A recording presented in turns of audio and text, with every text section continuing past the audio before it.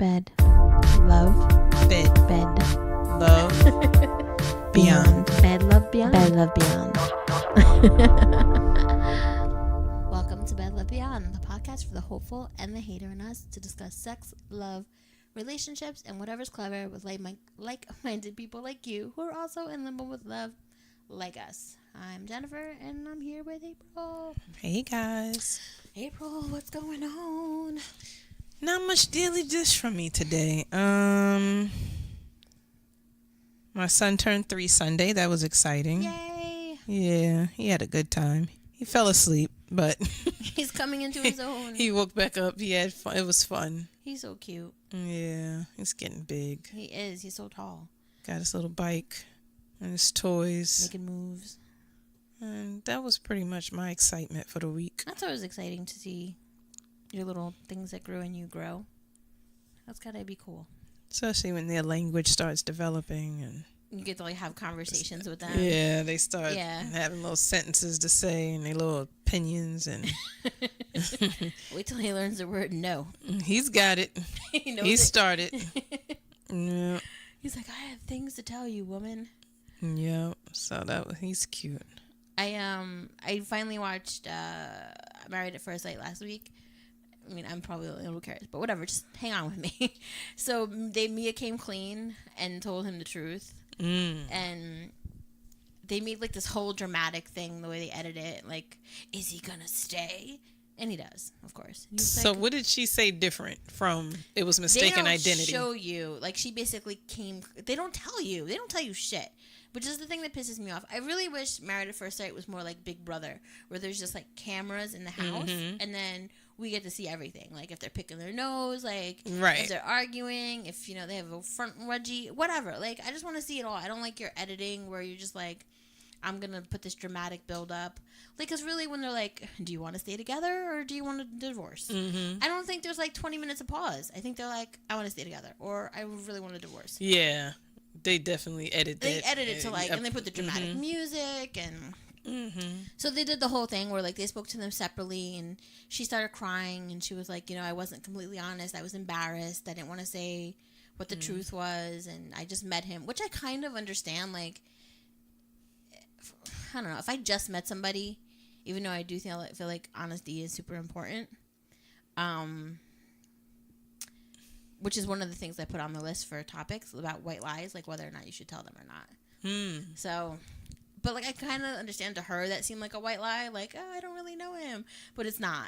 That was full-blown lie. And the embarrassing part was being arrested at the airport. Like I felt like the most embarrassing part was over. No, listen, all that happened before he saw her again. She's still bringing her representative to that wedding that she didn't know about. Like, you know what I'm saying? Right. You're still bringing your representative. You shouldn't, which we spoke about. But she's still bringing her representative. Now her representative is known as a stalker. So, like, that's kind of like, I get where she was coming from, but, like, you can't start off on that foot. And I don't know if it's going to come back to bite them in the rest of the season. But the other couple seem to be getting along, like, way too famously.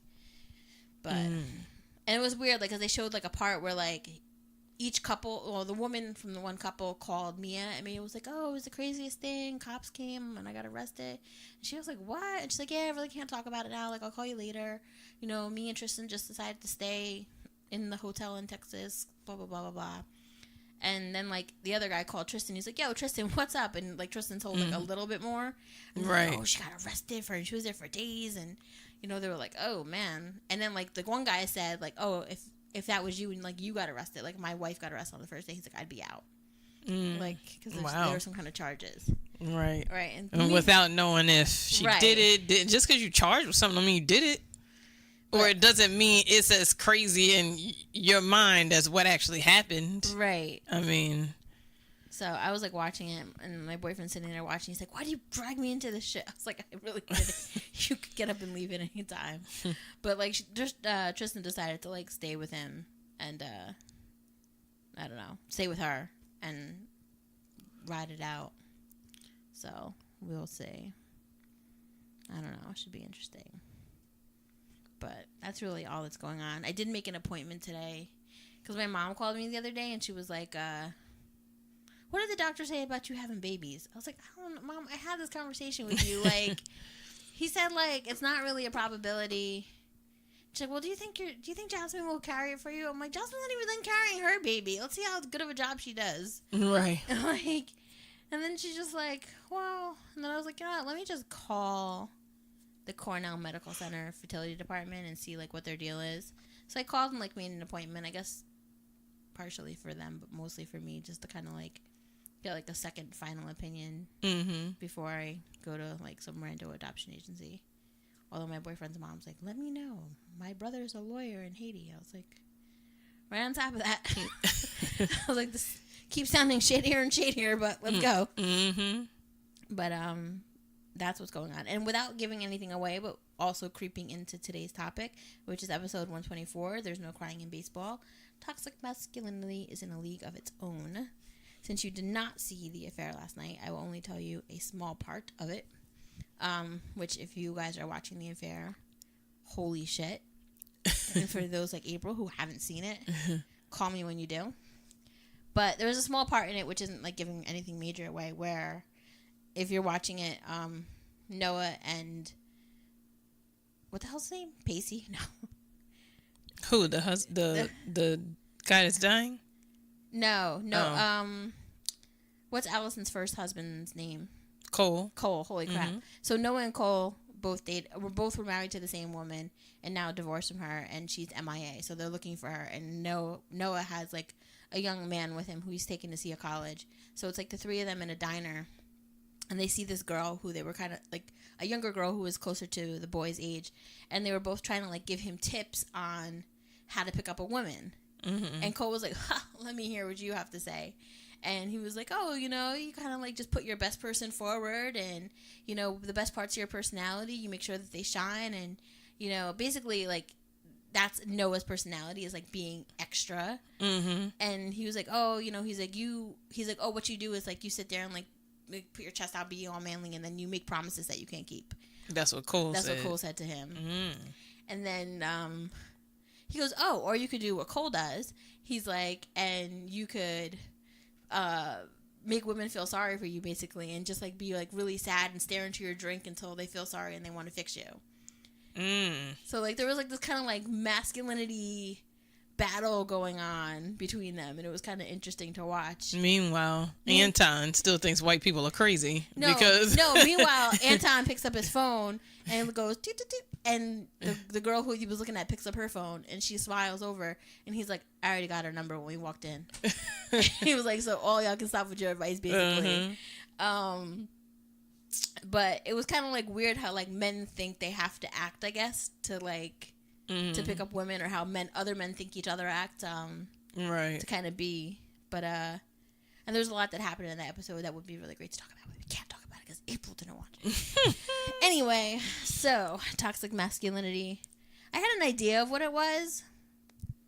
I just thought it was like kind of the way men were raised, I guess. I had to do like a little bit of research, and I'm not fully done. So April, do you have a definition for me? When I looked it up, basically, hold on, I had it. And for those who may not know what it is, well, what, like, if you think about it, what's your like, what comes to mind when you hear just those words? Like, kind of like boys don't cry type thing. Like men aren't allowed to feel anything, or like I can think of times where like I saw a guy get emotional, and I was like, what the fuck? Like, I've never seen guys cry. Right. Like, you're not like supposed to. And it only like basically like the guys aren't. It's only supposed to be death. Right. Like if it's not death, then right. Yeah. Like if somebody didn't die, you shouldn't be upset. Like there's ways to handle it. Wikipedia has a definition that says toxic masculinity is defined by adherence to traditional male gender roles that restrict the kinds of emotions allowable for boys and men to express, including social expectations that men seek to be dominant, and limit their emotional range primarily to expressions of anger. So a guy couldn't be a stay-at-home mom is basically what that's saying. Right. And Adherence to traditional male gender roles would Right. say you're supposed to be the breadwinner. So Mr. Mom was breaking all boundaries back in the 80s. And the wife was going out being scandalous. Right. Even like Baby Boom. Was that the name of that? With I know her name.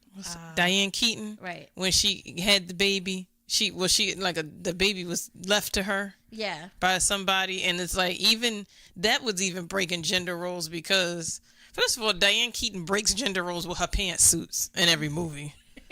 That's one. But two, she's like this executive, right? No husband, Yeah, but no kids. Diane Keaton in all her movies now seems like she's like on the verge of a nervous breakdown. Always, she always has a screaming scene. What? Like in First Wives Club, I'm so real. I hate you. Like she always goes off. I think in Baby Boom she had a moment, but like even playing a role where you're in a executive position in a company, you're not married, you don't have children, you're a single woman living alone, and she had to be like in that movie late 30s, early 40s. At least her character, I think, was. Even that's like not traditional gender roles. Like you're supposed to be married with children, with a family, taking care of your husband. You're not supposed to be working, making all this money, and don't have a man. Like it doesn't matter that you're successful at your business. But Mr. Mom was kind of like, he was a stay-at-home mom. Mm-hmm. He was the one who was like teaching the kids and feeding the kids, and she was out making the money. And I think I feel like Martini said once on the podcast he would want to be a stay-at-home dad. And, like, not that I think that there's anything wrong with that, but I think, like, some people kind of side-eye it, like, really? Like, I know there's nothing wrong with it, but because society has taught me that technically women stay home and men go to work and provide, even though we know that now in this economy that's, like, not necessarily possible. But let's say hypothetically your situation is like the husband is up there in the six figures, and you living comfortably enough that you can. It's like I feel like the idea of the woman staying home is that the woman is the one who I can see a guy being a stay-at-home dad when his career gives him the option to be at home. Right. Like if you're a writer. And your books or whatever you write or your articles, whatever you write does well. So you can kind of say, all right, I could write in the evening when you get home. Right. And I can keep the kids in the daytime, or I can drop the kids off, pick them up, do all these things. And then when you get home, you take over. And I'll go write my articles or work on my book or whatever.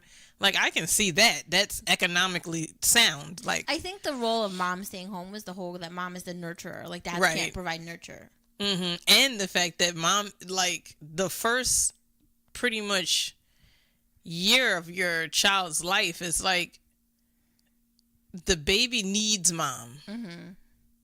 I think that was almost like children need both parents. Newborns need mom. Right. So it's almost like the point of mom needs to be home to nurse the baby. Mom needs to be home. Mom, from the moment the baby comes out, it needs to be skin to skin contact. Like all these things is like if you breastfeed your child for a year, like, I mean, I'm sure there weren't portable breast pumps back in the day. So you really wasn't supposed to, where you going to go? Like you can't. But aren't they making like portable breast pumps, like or like fake breasts for like dads now to put so the dads can keep the babies on the chest? But the milk has to be pumped already, though. Right. Or can it be formula? I don't know. I guess you could I've seen one of those things, almost like a prosthesis in a way. Right. But I mean, if you're breastfeeding, there's portable breast pumps now. The milk could be like you can pump the milk and whoever can take it anywhere, like formula. But like back in the day, when this was a thing, women staying home, there were no portable breast pumps. You had to be home to nurse your baby. You couldn't leave milk at home. I feel like that's just something that's happening now. Like in the past, I don't know, 5-10 years. Like I don't think it was even like a thought before, which is why Mr. Mom was a kind of, as far as parenting goes and men switching roles, that was groundbreaking because It wasn't allowed. Like, it was Right. just men It do wasn't this, a thing. men do that. And I think there was, I feel like, I haven't seen the movie in a long time. It was on the other day. And I haven't seen that in a long my boyfriend time and my either. roommate were like, this is the best part. And the only part I remember from the whole movie is when the kid was like, be safe, Mom. It's a jungle out there. But, like, I feel like there was even a part where, like, he was, like, at home and he was, like, kind of getting emotional. Mm-hmm. Like, because he was either overwhelmed by, like, everything he had to do, or Right. he was watching something sad, something like our Days of Our Lives, something crazy. And I feel like there was a part like that, but all of that was, like, very taboo back then. And it still is kind of, like, borderline weird to talk about now. Like, men aren't supposed to get emotional over things. Men aren't supposed to, like, emote those certain things. But we want our men to be romantic. Right. Please be romantic, but don't cry. Mm-hmm. But don't be emotional. Be sensitive and be compassionate, but don't cry or don't show any Weakness. allegedly weakness. Yeah. But the thing is too, these gender roles were created at a time also when women couldn't get jobs. Right. Women couldn't go out and work. Women got jobs when men went to war and the factories needed people. But, like, when the men came back, it's like, okay, thanks. Speaking of war, it's a good thing that you bring up. Like, think about it now. Like, now war is kind of, like, in our face. Like, we see what happens over there, and it's on TV, it's on the internet. We see it. We see, like, the kind of, like, emotion that it draws. Think about back then when there was no publication of anything. You know, like, these men, like, I remember my grandfather was in World War II. If you asked him what happened or if you lost anybody over there, I don't talk about that. I don't, you know, like, nothing happened. Like, it was just kind of like an imaginary thing that he went to. Like, no one talks about it. No one's, like, sits there and gets teary-eyed and say, you know, we lost a lot of good men. Like, that's the most they'll say. But they'll never say, like, I lost my best friend, or I, you know, saw people die in front of me. Like, they don't talk about those things. And whatever they do talk about, it's like battle stories. Right. Like, I had 53 kills. Like, right. When I worked at the veterans home, I heard about prostitutes, geishas, war. As masculine as you can get. Right, and the best cheesecake in New Jersey. That's all I heard about when I worked at the veterans home. Like, but there was no, like, you know, this really damaged me. And then, like, there was men who would, like, get, like, edgy and angry about things, and that's, like, what was expected of them because they weren't allowed to necessarily emote anything else. Like, instead of someone talking to them and be like, you went through something really traumatic over there. I can't imagine what you went through. You know, how does that make you feel? Right. Social work 101 question. Like, no one's like that. They're just like, thanks for serving our country. Like, and you went over there, you fought, you're a hero, you came back, everything's fine. Right. Thanks for your services. Right. Here's your ribbon. We tied it around the tray. Seeing somebody get their head blown off when you're 19 years old is not really, right. You know, people didn't see the need to try to help you after something like that, seeing something like that. But I guess, like, now when they talk about toxic masculinity, I mean, I know they're saying it has a lot to do with, like, the Me Too movement and just daily, I guess they're, like, associating it with, like, domestic violence and things of that nature. Because I read something that said basically that that toxic masculinity ends in violence. Or could end in violence, I guess. Right. And I was just like, oh, shit, that's crazy. Like, but I guess that's the thing. Like, nobody tells men that it's okay to be upset or it's okay to cry. Like, and not even many women would tell. Like, you know, like, I remember seeing a guy getting his first tattoo, and his girlfriend was, like, so insane, like, and he was like, he was like, ow, that hurt. Like, he had big, humongous muscles. Right. And he was like, oh my God, that hurt so bad. She was like, you being a little bitch. You need to stop crying like a little bitch. And I was just sitting there like, damn. Like, I mean, he wasn't it wasn't tears coming down his face, right. But he was like, ow, that hurts. Like, I mean, it is a needle being pressed into your skin. Like, muscles are not, like, you have, you know, a pain tolerance is pain tolerance. Like, I guess people feel like they see a big, strong guy, so you're supposed to be able to take more pain than somebody smaller than you. But, I mean, to an extent, it depends on what kind of pain you're talking about. Right. But a needle digging into your skin that's gonna hurt anybody. In some parts of your body, I heard like the inside of your arm is like really painful if you're doing like a sleeve or certain something. things, right? Certain areas, yeah. So it's like everybody's like biologically, there are things that works the same in everybody's body. And if a needle's digging into your skin, it doesn't matter who you are. You might be able to hold it in vocally better than somebody else, but doesn't mean it doesn't hurt. Right. Like he was just being very vocal about it. And some people are just scared of needles. Like, it doesn't matter your size. If you don't like needles, you don't like needles. So, but it's kind of sad, like thinking back about it. Like I kind of remember, like the guy who threw the water. I dated him, and at the time, like his dad was like dying and eventually died. Like he didn't know how to like emote that he was upset, and like I guess like I kind of knew that's what his problem was half the time, but like it always came out as anger. Like it always came out as like this like rah, and it's like, dude, like you're allowed to be upset, and like you can't bring it up. Like you can't say, do you want to talk about it? Like, no, I don't want to talk about it. No, I don't want to like think about it because I might cry. Right. If I start talking about the pain of losing somebody, I might cry. And that's even more toxic to think like you would think, in this whole gender males showing emotion thing, that death is a freebie. Right. And like even in that situation, not even that was a reason to emote anything. Yeah. So he just like kind of took a step further. Like death or not, I'm not crying. I'm not expressing anything. I'm not. Right. Which is so crazy. I mean, I kind of, now that we're talking about it, I feel like we have to do a better job as women who deal with men and who are raising men, I guess, to change that a little bit. Except, I guess, I don't know how we start. I would imagine I mean, I just saying it. You know what I mean? Like if you just say like somebody's out there married or in a relationship with a guy, or even like, to your sons or even to your daughters, like it's okay for like a guy to cry. It doesn't make him less of a man than he was 5 minutes ago because he shed a tear. Like, like, and even if maybe it's really important for dads to show their sons and daughters. My boyfriend will not watch This Is Us with us.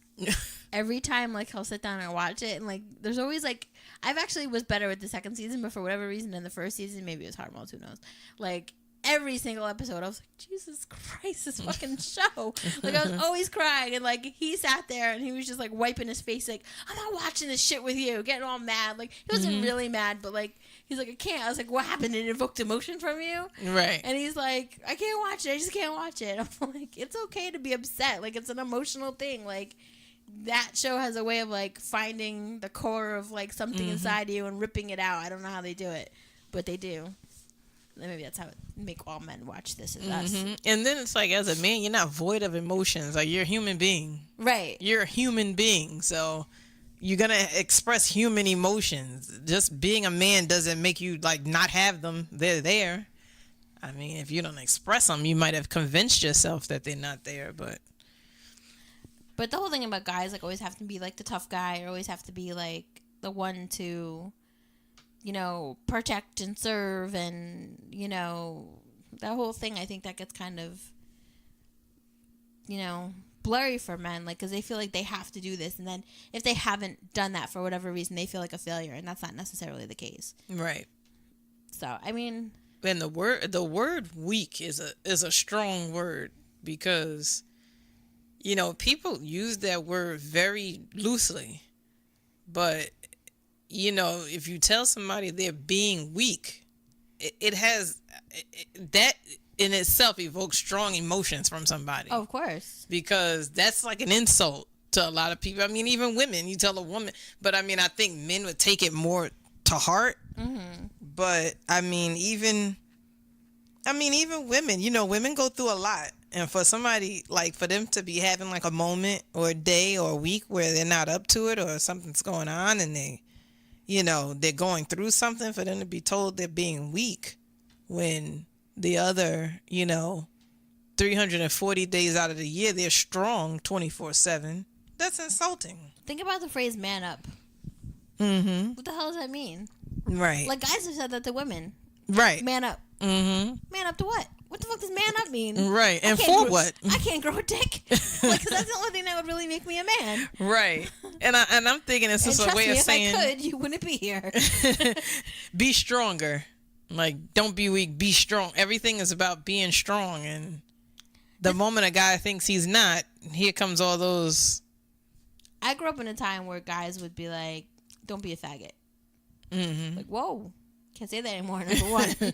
Number two, like, because you're not showing the amount of masculinity that aggression, you would like, yeah, that means that you're now homosexual. Mm-hmm. I don't think so. Right. And that's pretty much what that, acting like a faggot or that's basically what that meant. Like you're being soft. That he's attracted to dick all of a sudden, then that doesn't really count. Or being soft. Right. Mm-hmm. Which is another way of saying weak, which is another insult. Right. To a man saying he's soft. He's got sugar in his tank. But like we were talking about before, like all the songs, like none of those songs were like, you know, what a man.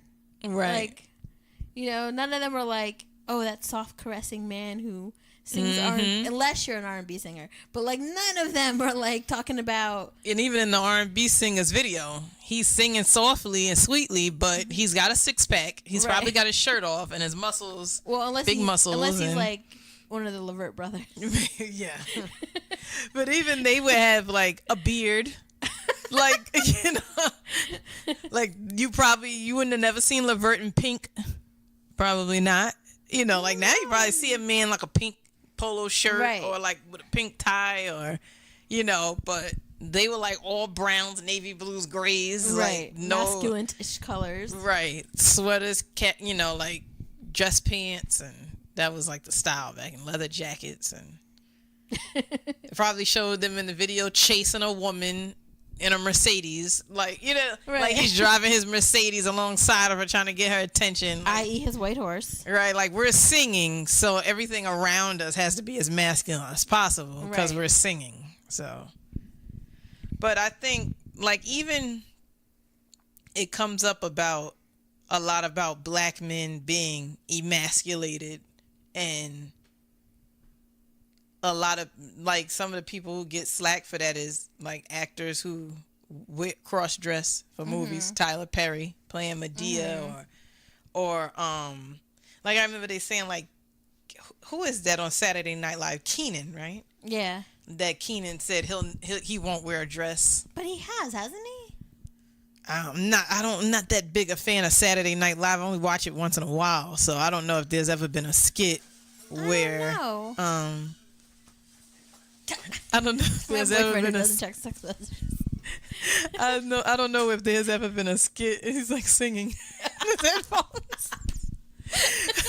Oh, and trust me, it is something like super like 80s, possibly feminine. Like I don't really worry about these things with my boyfriend. It's funny. I feel like Keenan might have worn a dress once. I don't know why. I know he said that was part of his reasoning for there need to be a black comedian, black female comedian on the show because he wasn't going to wear a dress. He wasn't going to dress up as a female character. And there was I can't think of who it was. They said it was an actor Dave Chappelle. That Dave Chappelle made his money without ever having to dress up as a female. And Tyler Perry gets slack for it. I mean, Martin Lawrence got slack for putting it on as Big Mama, I guess. And I mean, Martin did Big Mama, he did Shanae, he did, you know, Eddie Murphy played the mother in Nutty Professor. And when you're an artist, an actor, I feel like apparently he dressed up like Maya Angelou. Oh. And Jennifer Hudson at some point, but he did say that he refuses to dress in drag until the show hires a black woman. So maybe after they did, then you know it won't seem like he's gonna be doing all the characters. But it's like they. they get slack for it, and they feel like, I guess because of all the other social ills or whatever that comes down on black men, like, you shouldn't be in a dress. That's just one more embarrassing thing, or that's one more thing that's gonna emasculate black men in the eyes of, anyone, society. And I just feel like when you're an actor or you're an actress and you're an artist, you're just like pushing the limits, right? Like, especially when you're a comedian. Because I can imagine, like, I've always been into comedy and stand-up and all these things. I always listen to I watch all the documentaries and all that stuff.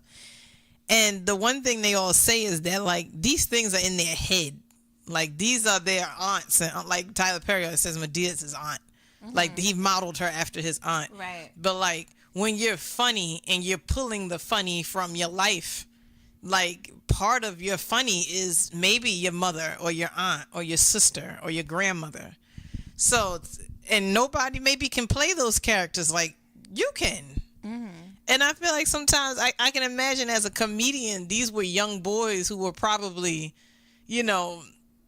imitating their crazy aunt or their crazy cousin, or what they're making fun of their sisters, or doing the voices of these people. So that, to them, that built up their artistry to the point where it's like, okay, now I have the opportunity to play her and make it funny, and make her a character and turn it into a character that I've been doing since I was a kid. But I don't think you go from being a man to not a man just because of a dress. Like, so you mean to tell me I was a manly macho man and I put a dress on for 2 hours and take the dress off and I'm not a man anymore? Like, I think that's ridiculous. That's why I was kind of like, I like actor like Nelson Ellis. He kind of played a gay man, right, on True Blood, and that's always something like I Wikipedia, like, wait, was he really gay? Like I and everything else you see him in was a masculine role, right? I really do applaud the actors who can go out there and do that. You know what I mean? There's tons of them that do that. And a lot of comedians and stand one like of the Will and Grace guys isn't gay, right? The Will isn't gay, right? Will and Grace. I think it's The other one is the other one, gay. yeah. But like when you go to these Netflix stand-ups and none of these people are like. I mean, I don't know. Like, I go through Netflix looking for a comedy to watch. I don't think a lot of these people are not that funny. And you don't see a lot of them going into character. Right. Like, back in the day, like, when you watch Richard Pryor and you watch Eddie Murphy, these people were like, Eddie Murphy would stand up there and become his mother and become his father. And Richard Pryor would become his grandmother, become his grandfather, become these people. And now these people are getting paid to stand up there and talk. no. And they're no characters They're anymore. To stand up there and be sarcastic. Yeah. Which and just talking. I mean, some of it's funny, but I mean, I could do it. Let's go. Right. Give me a special. There's a lot of sarcastic people out there that you'll laugh at. Right. But is your stand up a classic?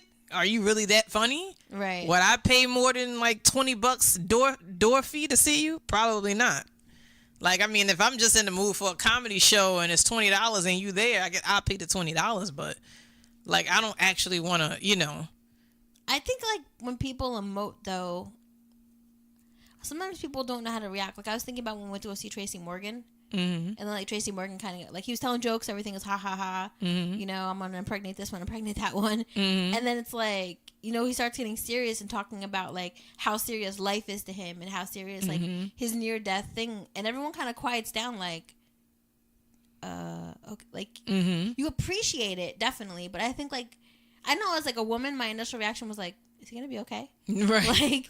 Is he gonna break down? Like, because it's just not something we're used to seeing. Like, you're not used to seeing men emote. I'm very happy that it's happening, don't get me wrong. Right. But I'm guilty myself of still, like, not knowing how to react to it. Like, right. Once I take it in, I'm like, okay, I appreciate that, but,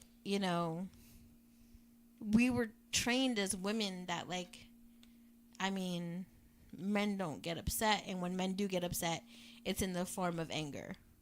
My dad's thrown some shit in the house. He's broken some doors. When we got the monkey, oh my God.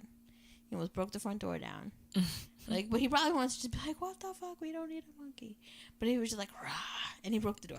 Right. But, like, and that's all do. Like, I don't even know if my dad cried at his mom's funeral. He might have. But anytime I saw my dad, like, I think he probably did. But But anytime I saw my dad like upset, then it's like, oh my god, something serious happened. Like, Right. this is bad. You know, like, because daddy doesn't do that. Daddy only yells. That's all he does. Like, he doesn't get upset about anything. And I think what men, especially older men, what we got to realize is that's what we see them do. Right. But they probably have, like everybody has moments in the car. Right. Or moments when they home alone. Right. And all these things. And as a kid, you're not looking at it that way. You're looking at it like my dad always has it together. And my dad, you must have really pissed him off for him to be yelling. Right. But like as you get an adult, like, and you really like, if you can really get into a man's mind and heart, and for him to like, because I mean that's what you got to do in order for him to say something. But if you really get like, I mean, they'll probably tell you like, yeah, I cry, like I cried when this happened or that happened. And like, you did? Damn. Right. You know, like, but which is, I mean, like I said, we know what we see them do. We know the emotions we see them show, but then, you know, but men need to understand it doesn't have to be, and a lot of women, like I needed to come to understand that it doesn't always have to be when you're alone or where nobody can see, or because I was the same way. Maybe, and sometimes it's like, oh, I don't want to make somebody else sad and depressed, and, right? You know, but sometimes, I mean, but that's what your friends and family is for. Hell yeah! I mean, I think that like, you know, you catch people off guard sometimes, but just like, I just need to have this minute. Right. And like, people understand. I mean, like, my boyfriend's dog died a couple months ago, and I was like, are you okay? And he was like, I cried. And I was like, you did? I was like, you could have come and talked to me about it. And he's like, no. It's like, I want to be alone and do it. And I'm like, okay. Yeah. Like, well, thank you for telling me. Like, I mean, you know, like, I guess that's even hard to, like, admit for some people, but, you know, it's just like, oh no, he got really upset about something. Like, what do I do now? Like, how do I fix it? Right. And I guess that's the other thing as women, like, since we're not used to seeing it, we're just like, oh, we have to fix it. We have to make it better. But I don't know. I feel like we should, like, encourage men to emote and not necessarily lash out. And eventually, you know, it'll stop being like a weird, uncomfortable, awkward situation if, you know, if you got to get it out, get it out. You know, like if it just becomes like, I'm a man regardless if I cry, regardless if I'm pissed off and I say how I feel, or I'm still a man. Like, I mean, if a guy can get to that point, then the person he's with is going to be less awkward each time. I feel like before, the only time you ever saw a man cry on TV is if a child was born or if somebody died. And I think that's changing. And not that necessarily that media has to, like, shape our lives, but in some small way it does. And I think the more that they show that, you know, like kind of like the thing I posted about the baseball player comforting the other person, like, that necessarily didn't have to be a story, but it is because it's not something you see all the time. And it should be applauded. I read a comment about that said, because the whole thing started with his mom died, and then they found out the mom didn't die, and somebody, a male, commented, well, if his mother didn't die, basically, if his mother didn't die, then there's no other reason for that. Really? Basically, that's what he was saying. Like, basically, if it wasn't his mama dying, and you, sir, are the problem. Right? Exactly. and unfortunately, he is not probably the only one who looks like that. Right? And the people that were saying, y'all, like a lot of people were saying, like, you all, I seen people say you all are just being toxic. Like, these people are probably friends. Something happened. He's just comforting his boy. Like, a lot of people were saying, oh, you guys that are calling them gay, you're probably closeted gay and you're mad because you can't be gay out in the open. Like, homosexuality, of course, came up as a topic, and you guys are just mad because, like, I have to stop reading comments because comments really upset me. I feel like my blood pressure goes up when I read comments. Yeah, sometimes I want to be a little internet warrior and comment back like, what the fuck? Right, but then somebody going to say something, and then you're going to see it, and then you're going to come back with something, and it turns into a whole big thing. But I thought that was interesting that basically his response was, if it's not death, there's no other reason for your boy. And I'm like, what if his wife or girlfriend miscarried? Right. What if he found out his child has an illness? What Right. if, another family member that he's very close to passed away? And What if his best friend's his country. What if his best friend's moving away? right, like It's okay to be upset about that, guys. Like, right. like damn. But I'm like, what if it's some other thing that doesn't involve, that involves somebody he's very close to, that something happened, or It doesn't necessarily even have to be something- death, though. No, it could be like somebody got diagnosed with an illness, and maybe Right. he just doesn't know how to, or like, and I'm sure like if he has a wife or a girlfriend, and maybe she miscarried, maybe she doesn't want the world to know. Right. And maybe he just reacted to it when he heard the news. Mm-hmm. I mean, I hope that didn't happen to him. I hope maybe it was something that could be fixed or whatever. But if that was it, for instance, Right. that's something pretty bad, something that could upset you. Maybe she doesn't want the whole world to know her business. Right. So, okay, it wasn't his mother dying, but he doesn't want to say what it was. And that's nobody's business. You know, you shouldn't have to say. He told his friend is comforting him. That's it. Like, nope, he doesn't want to say. But the thing is like, society has set up this thing that when women cry, we're emotional. Mm-hmm. If we cry too much, we're crazy. Right. And if men cry, they're gay Mm-hmm. Or weak. or weak. Mm-hmm. So it's like the conversation, I guess, has to change because, Men out here seriously depressed. they real that And Yeah. and depression is not always in the house in the dark with the covers over your head. There are people who are very depressed, and they get up, shower, get dressed, and go to work. they overeat, And they yeah. overdrink. And some people, they get up and go to work. They come home, they take care of their children, they pay their bills, but inside they feel alone and helpless and hopeless. Right. And these are people that are functioning in society, getting up, going to work every day. These are people who are acting in movies that are really rich. Mm-hmm. People that design clothes. I mean, look at Kate Spade. Look at Anthony Bourdain. These people are living on Park Avenue in Central Park West, and they're hanging themselves and killing themselves. Like, so it's not about necessarily somebody hiding in a hole somewhere. These people out in the open. Right. Like, Anthony Bourdain was traveling the entire world, mm-hmm. seeing everything there is to see, and These people always had cameras in their face. They were always you don't. groomed and Mm-hmm. makeup on, nice clothes, or had it together. But society said they can't emote. Right. You can't. Not supposed to do that. Well, You're you a got man. money, so You have nothing to be upset about. Right. You don't have no problems because you got money. And like I mean, I've said it before too, and it's some things like even with therapy, like money can't fix. Right. Money just can't fix it. But I've said it myself. You're rich, get therapy.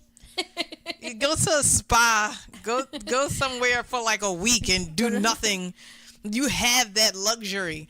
And I think it's because, you're looking at it from your perspective, from your life. Mm-hmm. I look at it as I have to get up and go to work. I have to. Right. Like, I don't have, even with time accrued, I don't have that much of a choice. Right. Like, I have to get up and go to work. I have to stress about bills. I have to worry about how this is going to get paid and that's going to get paid. Like, I don't have time to be stressed out. I don't have time to be depressed. It's like you kind of got time to Right. get figure it yourself out. together, like A little bit. like you could go to therapy twice a week. Like my insurance don't pay for therapy unless it's at my job, and I ain't going talking to them at my job. I ain't register myself to go talk to I ain't doing it. But it's like my insurance don't pay for therapy. You got more than enough money to pay whoever you want to help you with your problems. So it's kind of like I still have issues with that, but I understand too at the same time there's some things that people just keep people broken. No matter how much money they have, it just doesn't fix it. So I do understand that part of it too. But a part of me is still like, hey, go pay for some therapy, get it together, go to a spa, go to the Woodlock Inn and Poconos, $600 a night's gotta fix something. Gotta fix a hole in your pocket. That's what's gonna fix. But that's the thing. If you're rich, you can be just chilling in the Woodlock, Jade Mountain chilling in your own private infinity pool in St. Lucia. I'm about to go rent that $1,800 a night house in the Catskills. Y'all better get married up there too. We're gonna be up there. AT&T ain't got no phone reception in the Catskills. You better get married if I come up there. I was like, house party weekend and a fucking wedding. That'd be awesome. Yeah. I'm planning a wedding that's not happening, so it's okay. Like I would do, if you're getting married, I would do it. I would not vacation with 24 people in one house. But if you that ain't but if you say it's my wedding, all right. You're like, all right, I'll come. Yeah. Because, I mean, it's like staying in a little bread and breakfast. Maybe you can have your own wing. I don't know how big it is. But the rooms don't seem that big. But I can see it saying, listen, I invited 24 people. We're going to go to this house. Right. We're going to get married outside. Right. And then we're going to chill for 3 days. Right. That's worth what's that, $150? Yeah. If everybody just pay for their stay, $150. $100 for the gift. $250. That's not bad. Not a bad deal. I don't know. So yeah, sorry to got off topic. Way off. We have ADD.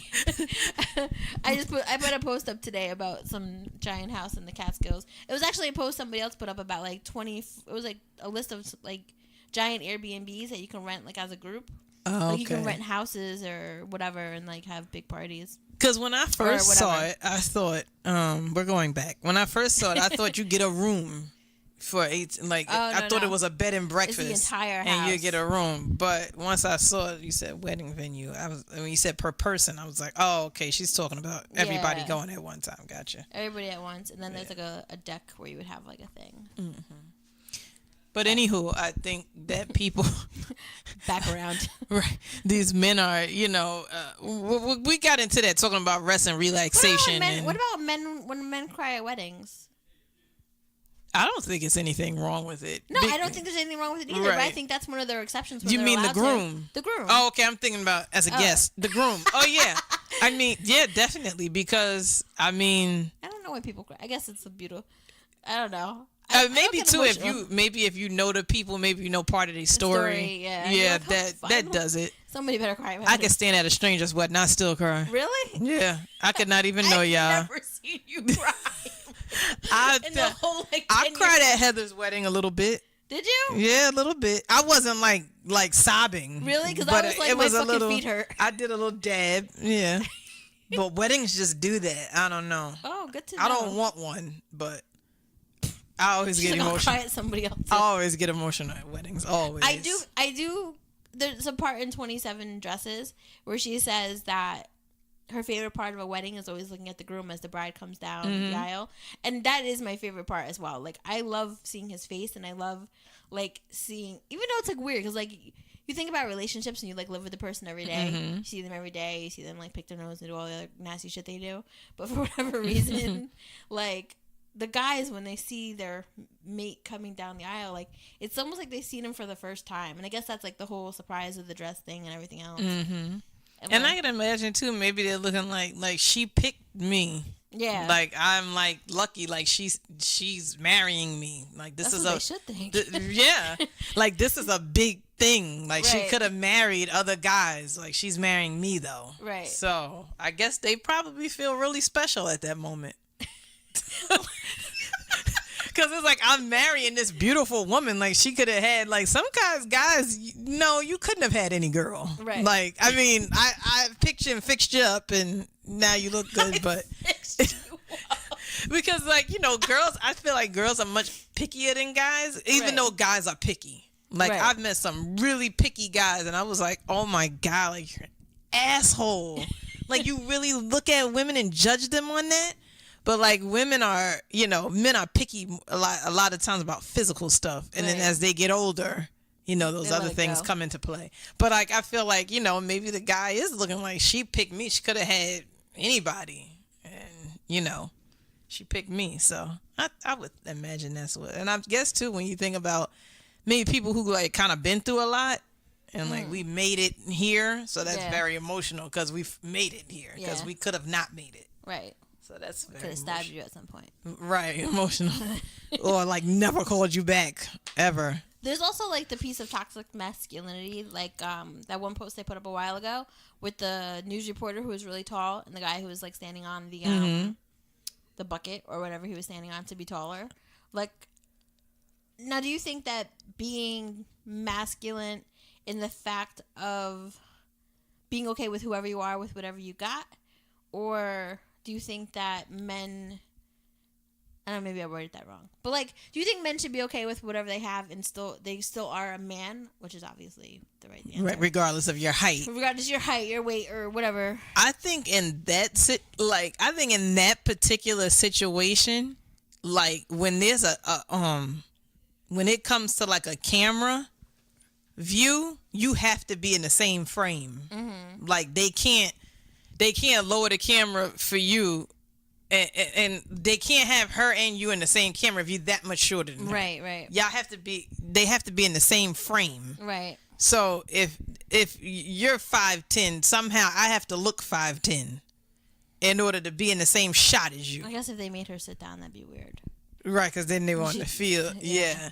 But like, in order for me to be in the same shot as you, I have to somehow be 5'10", whether it's standing on something. Like I remember when they did Dreamgirls, Anika Noni Rose said she had to wear 6-inch heels so that she could be in the same frame as Jennifer Hudson and Beyonce, because she's so much shorter than them. Oh, wow. So I think she said Beyonce's 5'7", Jennifer Hudson's 5'9". She's like 5 feet or 5'1" or something.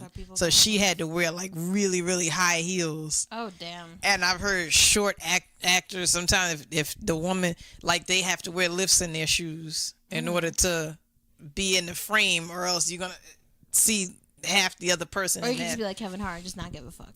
Right. Or they find short women or you're in scenes where you're always like, I remember, like from what I can remember in Ride Along, Kevin Hart tended to be kind of like when he's talking to her, he's on the other side of the room. Right. Further away, or he was sitting in his chair playing the video game, or there's always some kind of way where they won't show him like kind of like looking up at her. They'll show him at a wider angle. Like if you watch Boomerang, I'm assuming Robin Givens is much taller than Eddie Murphy. Well, I guess she had heels on, and a lot of times they shot from the floor. It seemed like they were shooting up at them, so I guess you couldn't see the height difference. Gotcha. Because Eddie Murphy, I mean, he's really short. His wife was it's always a significant height difference. You can see. Well, his ex-wife. Nicole? Yeah, his ex-wife. I think she's like, I don't know, she's 5'10", 5'11", but he's like up to her shoulder. Jesus. Whenever I always wondered, she said he never wanted to go nowhere. I always wondered if that's why. Like she, yeah. Maybe not. Short ones. Short training. Joke, I kid. But I do think that just regular guys, like you're not on TV, you're not anything. I don't think you should wear lifts in your shoes in order to. You 5'3", you're 5'3". I mean, a lot of short guys you see find little short petite women. So let's see what I'm gonna do to be part of the change, because I feel like that's everyone's job in life, is to be part of the change. I guess I'm going to try to harbor in my weirder feelings about when men emote, because I know it's not wrong. And as my job as a therapist, and what I'm trying to study to do so hard is to get men to emote, all men and women. So I think, I guess in my own personal life, I'm going to just encourage and what's the right word? Not harbor. Can't think of the word today. Kind of hungry. I guess like just encourage and like foster positive reinforcement for when that happens. Right. And not like, make my partner or my brother or my father or any other men around me feel like, inferior because they decided to emote or, anything like that. I kind of encourage them to emote. And then, more verbally or whatever than being on some rah, rah, rah type shit. I am mad because. Right. Fill in the blank. It's going to be okay. I definitely try with my partner since we've, been together, I always say like, say what you have to say. Stop you don't need to hold everything in. It's not healthy. I always told him those things, and I got on him too about using the word weak. Like I remember I said something like, "Oh, the first time I have to, drop our kid off at daycare, I'm gonna cry." He was like, "You can't be weak," and I'm like, "It's not about. I'm not being weak. I'm being a mother." Right. And I had to tell him like, that, and it was another time he used the word, and I had to tell him like, that's a very strong word. Right. And I'm like, you can't. you can never, and there's other things that women who don't have children do, and I consider them very strong women. But you can never look at a woman that's pushed out a human being and tell her she's weak. Right. Because I don't know a man on this planet that can handle that type of pain. None of them. Men have colds and act like they dying. Oh my God. So and I put him directly in his place. I'm like, you can never look at a woman who carried a human being for 9 months and pushed it out and say to her that she's weak ever. And he's like, okay, I get it, you know, but it's like, you need to get it. Right. You know what I mean? You need to get it. And I'm like, you know, if you getting up every day, going to work, doing what you can for your family, being a good brother, husband, father, you know, cousin, uncle, or whatever, and you can never be considered weak. Right. You can never be considered not man enough or not a real man if you're doing what you're supposed to do by your family, your mama, your wife, your sisters, brothers, whoever. And even as women, how could you be a weak woman if you're getting up every day doing what you're supposed to do by your husband, wife, you know, brother, sister, family? If you're getting up every day doing what you're supposed to do, I don't see how you're not a real anything or a weak anything. We still need to do our couples retreat, get these men in touch with their emotions. We do. We got to get on that. But that's what I think, and I think people are way too hard on themselves. Do you think that having a son, well, even having a child, son, daughter, whatever, do you think that has made your boyfriend more in touch with his feelings? I think so, definitely. Because, you know, I think, you know, when you become a parent, I don't even think it has to be your biological child. I think if you adopt a child and they're 11, I think you want that child to have a better life than you had. Even if you grew up the cream of the crop, you don't want the kid to go through what you went through. You don't want them to learn the hard way. Right. You don't want them to go the extra mile when they don't have to. So I think, you know, he said, like, I don't want him to feel like, you know, he can't talk to us if, like, we both agree, like, if we say something to him that we don't think is right, we feel like it's okay if he come to us and say, I didn't like what you said. I didn't like the way you said it.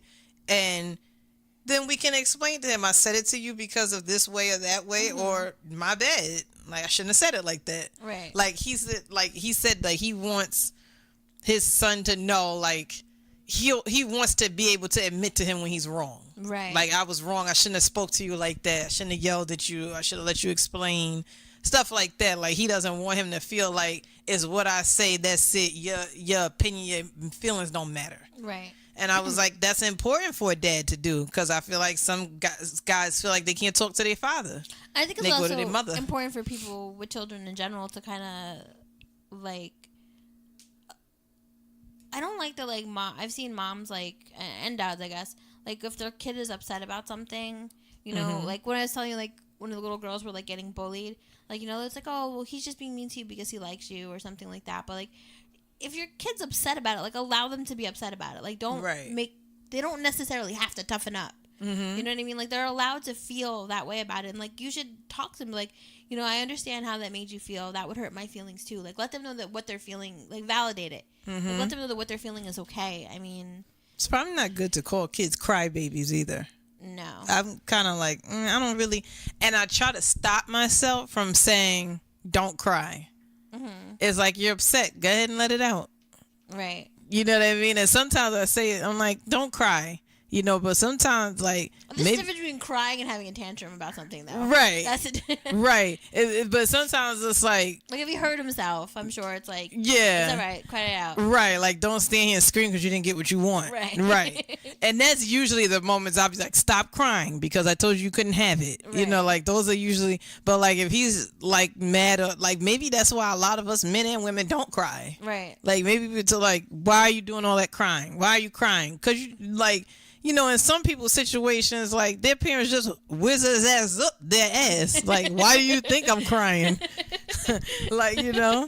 So it's just like, but I try not to tell them all the time not to cry. Like, go ahead and cry. You still ain't getting it, but you can cry. You can cry it out, you know? But that's my phrase. I say cry it out and then let it go, 'cause, you know? But I think, too, that I think that's where bullying stems from. I feel like these kids got some kind of emotions going on, and the only way they express them is pounding and making fun of other kids. Yeah. And it's like, parents make excuses for it, but something's going on with your kid if they think it's okay to, bully other kids. Today, the kid that I work with, like, usually if he doesn't get his way, he starts to, like, lose his shit. And I was like, oh, man, it's about time for me to go. I'm not in the mood for this. And he asked his mom for something, and his mom said, no. And then she was like, listen, he wanted to go down and see, like, the neighbor's dog or something. She's like, no, I think he has company. We can't go now. And she was like, my therapist told me to tell him, like, give him a specific time we could do it instead of saying no all the time. Mm-hmm. And, I was like, okay, well, it's 6 o'clock. Okay, can you go at 6? And then he was like, Mom, you said the other day that we can go at 12. And, and then we didn't go. And then you said we can go at 2. And then she's like, okay, and what happened? I guess, like, he had woke his mom. He had gone out and then came back later. And they went. And, like, he talked to her about it instead of, like, flipping out. And I was like, that's what you need to do. I was like, congratulations, you still didn't get your way, right? But you talked it out instead of, like, flipping out, instead of like talking about it. And I'm like, it is okay to be upset that you can't go, but you still can't go. Like, right. You have to understand that what mom says goes. I was like, I'm really proud of you for talking it out though, instead of taking your shit out on everything in the house.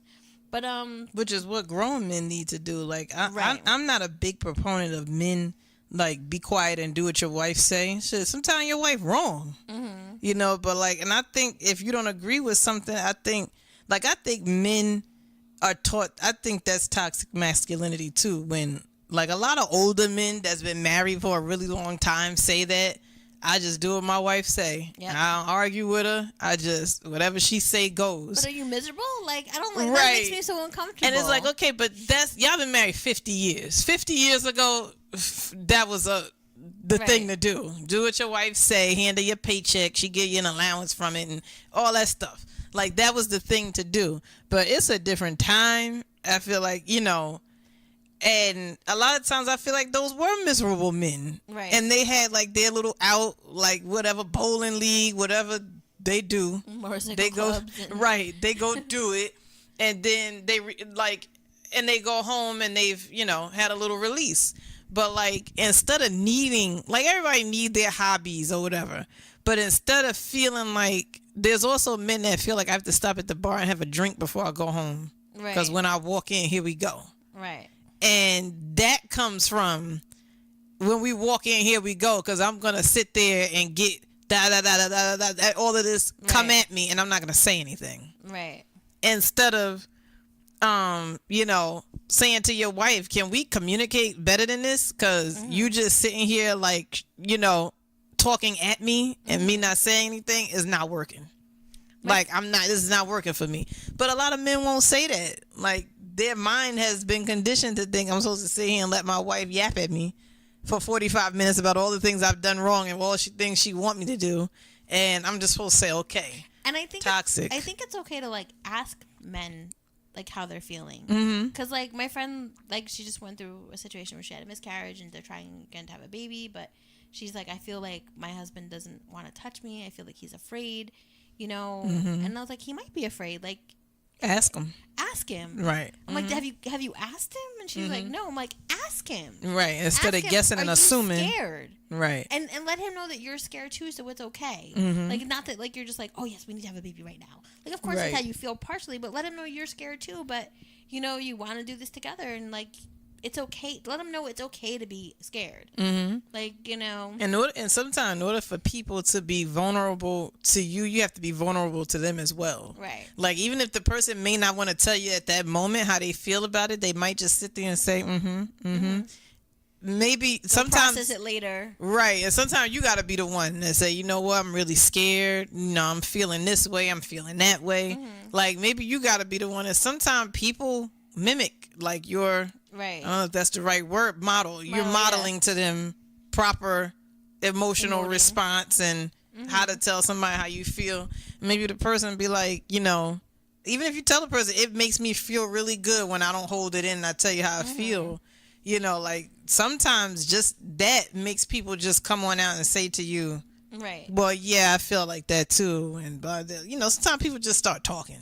Right. So especially when they feel like you understand, you're gonna understand where they're coming from. Like, I remember when we went to the doctor's appointment for the whole baby making situation, and I was like, oh my God, if this lady tells us that we can't have kids, I think my boyfriend's gonna lose his shit. Mm-hmm. And we walked out of there, and he was just like, oh, well, so I guess it's easier to adopt, right? And I'm like, I know that's not really what he wanted in his heart of hearts, but like, I felt like he had to be strong in that moment for me. Mm-hmm. And I was like, you could be upset. And he's like, I am upset, I'm just processing. And I'm like, you could, like, I wanted him to emote. I'm like, please, just like, let me know what's going on in there, like, I'm upset, you could be upset, it's okay. But I felt like he had to be like, he wanted to be like the strong one in the moment. Right. So like, every once in a while I'll ask him like, how do you feel about all this? Because you don't really say anything. Like, it's okay to say something. But right. And sometimes he'll share, and sometimes he'll be like, I don't know. I'm like, you can keep saying I don't know, but you do know. And I think part of men saying and processing is part of them figuring out how to bury the emotional part of it. Right. And I think it's okay, because sometimes I'm processing things too, like trying to figure out, am I hormonal? Or in this moment, is it because it's that time? Like, let me calm down for a second. So sometimes I'm processing it too. Like, is it because like, let me check the period app. Hold on. Right. Is it because it's this week of the month that I feel this urge to strangle? Or do I really have, reason to be this mad about that? Like, sometimes I'm processing things too. And so, like, if I say to myself, all right, let me just he probably processing it. Or if a guy says, I'm just processing it right now, that's fine. That's fine. Go ahead and process it, but don't take so long to process it that you bury it before you get it out. Right. And I think that's sometimes what men do. Okay, you processing it, but you processed it 4 days ago. Now you've buried it and convinced yourself that you're good with it. It doesn't bother me. It's not a big deal. So, like, process it, but then don't stray away. Go back to it. Right. Like, yeah, I processed it. This is how I feel about it.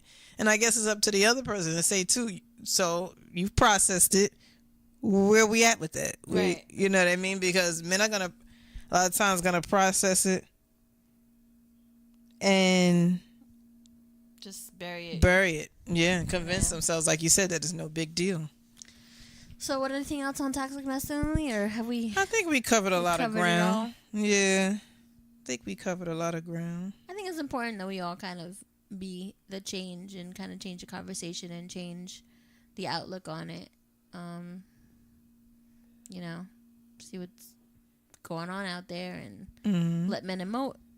Sometimes you gotta drag it out of them a little bit. Right. And definitely stop using phrases like weak and pussy and punk, when boys and men kind of get emotional. They're allowed to. The only thing different about them is penises and testosterone. Right. So. And I understand men saying, we had a comment on our social media about like a guy saying, men have testosterone, so that's why they're more aggressive. And I did want to read those comments real quick. I'm gonna go to the Instagram. I was actually surprised. Like, I don't even think there are people who necessarily follow us. Like, toxic masculinity is like a really big topic, and a lot of people had like their own commentary about it. So I put up just like a screenshot of what it was, and then I just kind of put up thoughts. And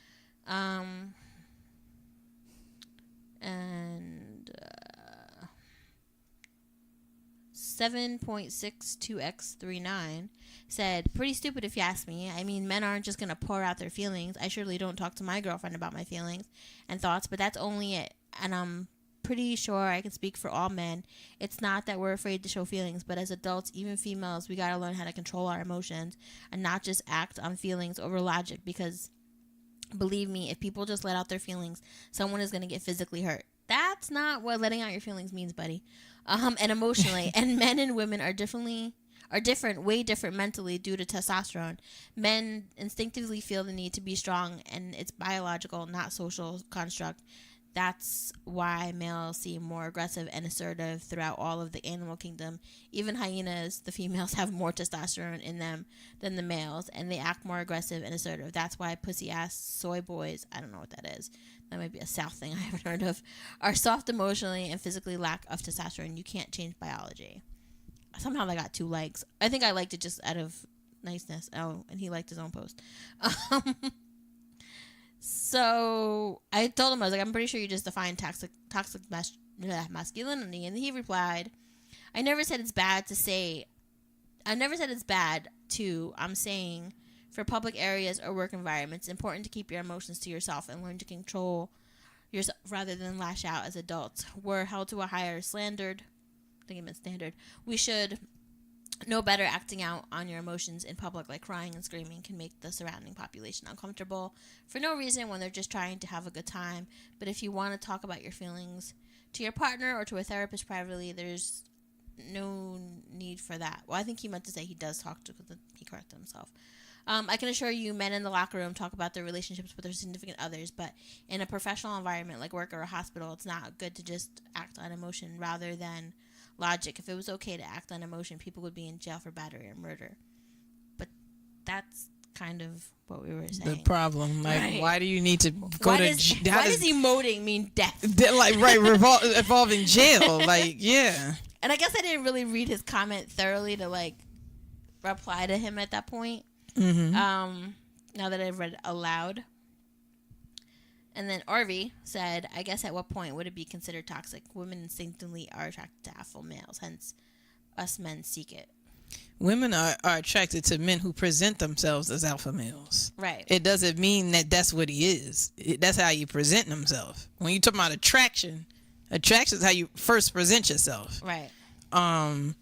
Because there's men that are in very, like, I guess you could say, masculine jobs or gender jobs that are specific to their gender, firefighters and even though men and women are firefighters, but they're male dominated professions, firefighter, police officer, bodybuilder, soldier, whatever. And these are men who may walk into the house and their wife is running things. Right. And they're like, I'm good with her running things. I'm good with my wife telling me what to do, where to go, how to get there, and how to come back. So it's like, yeah, somebody might present themselves. You see a man in a military uniform, you're going to automatically think he's an alpha male. Right. You're not going to think he's, I'm doing air quotes, weak or soft. You see him in a military uniform, police uniform, a firefighter uniform, you're not going to think that. Real quick, Crunchy Cruiser Vlogs he said, I don't think it's all social pressure. I think men naturally aren't as expressive as women. Men still find emotional support amongst other men and their partners, but it doesn't look the same as female friendship, which I kind of found interesting from a man's perspective. And it doesn't have to. No, it doesn't have to. Men don't have to be as expressive or express in the same way as a woman. Express how you feel. Yeah, no one's saying that you guys need to go for like pedicures and like, express how you feel as an individual. She said to me? Like, yeah, no one needs you to do that. Right. I mean, you need to go ahead, but that's not what we're expecting. Right. Guys who go to the bar together and have a drink and actually talk about their feelings, bravo to you. Right. Like, if you're actually talking about it, like, yo, bro, I don't know what to do. I'm like really messed up over this. Cool. You're doing a good job. Right. Just meeting your boy somewhere over a pool game or something like that. As long as you're not talking about like pussy or whatever else y'all talk about, or video games or cars, or I don't know what you guys talk about really. Right. You can, but sometimes that guy time is like important. Like, sometimes my boyfriend will be like, "Oh, my boy was like telling me about all the shit." I was like, "Did you talk to him about anything going on with you?" No. Right. Why? That's what he's sharing with you. You're just a listener now. But I think we covered a lot. So I don't know. I don't know what we're talking about next week, but we'll figure it out. Yes, we'll let you guys know on the page on one of our social media what the topic for next week will be. Write to us and let us know what your experiences are with toxic masculinity and your opinions on it. And thank you to everyone who commented and shared on Facebook and Instagram. And if you have a topic you want us to explore or have any questions you want to ask, you can write to us at bedlovebeyond@gmail.com or text us at 201-862-8BED or 201-862-8233. Thank you for listening to us on Podbean, iTunes, Pocket Cast, Stitcher, and Google Podcasts. Please rate, review, like, and subscribe to us on any of the devices that you're listening to. We're at bedlovebeyond.com. Facebook.com/bedlovebeyond, Bed Love Beyond on Instagram, Twitter, Periscope, and YouTube. I'm Miss April Speaks. I'm Jen. We're out. Peace.